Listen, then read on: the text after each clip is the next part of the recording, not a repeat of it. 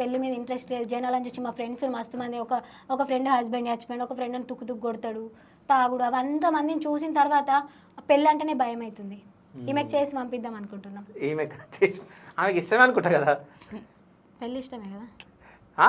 అక్కడ ఎవరు పని చేయాలి ఇంట్లోనే చెయ్యాలి. సో ఆమె పెళ్లి స్పెల్లింగ్ చెప్పింది అనుకో ఇష్టం ఉన్నట్టు. పెళ్లి స్పెల్లింగ్ చెప్పు. పిఎల్ఏ లేదు.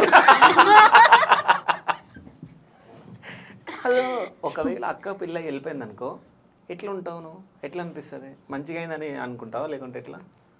అప్పుడు అయినాక తెలుస్తుంది అన్న. కావచ్చు వెళ్ళిపోంటావా రాకంటావా? రమ్మంటాం అప్పుడు మ్యాచెస్ వస్తేనే అప్పుడు మస్తు ఫీల్ అవుతాం, ఎడతాం.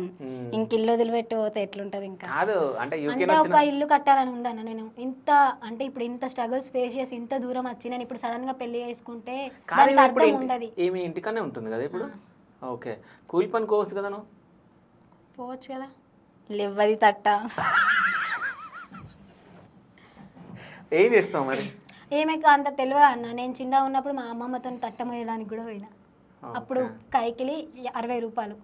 సో మా అమ్మమ్మతోనే తీసుకుపోయేది. ఎందుకనంటే నా దానిలో సగం పని అదే చేసుకుంటే పైసలు వస్తాయి, ఖర్చులకు ఉంటాయి అని చెప్పి నేను స్కూల్లో ఉన్నప్పుడు మా అమ్మమ్మతో పోయేది. ఓకే, ఇవన్నీ తెలుసా నీకు? ఆమెకేం తెలియదు, మా పెద్ద చెల్లెకైతే తెలుస్తుంది. ఓకే, సో డ్రీమ్ ఇల్లు కట్టాలని. ఓకే, సో తమ్ముడు ఎట్లుంటాడు మీతోటి? మంచిగా ఉంటాడు అన్న ఇంట్లో, కానీ ఎక్కువ మాట్లాడు, బాగా ఇంట్రోవర్ట్. ఓకే, అస్సలు అంటే అస్సలు మాట్లాడు. మళ్ళీ మా తమ్ముని దగ్గర ఉన్న ఒక మంచి హ్యాబిట్ ఏంటంటే అంటే మా ఇంట్లో ఉన్న ఒక మంచి హ్యాబిట్ ఏంటంటే వీళ్ళెవ్వరు నన్ను వే అని పిలవరు అన్న. అంటే రాయే అక్క పోయే అక్క అట్లాంటి వే అని పిలవరు. మా తమ్ముడు ఎవరిని పిలవాడు. అండ్ వీళ్ళందరూ నన్ను ఒక్కదాని అక్క అని అంటారు. మళ్ళీ వాళ్ళంతా పేర్లు పెట్టి పిలుచుకుంటారు.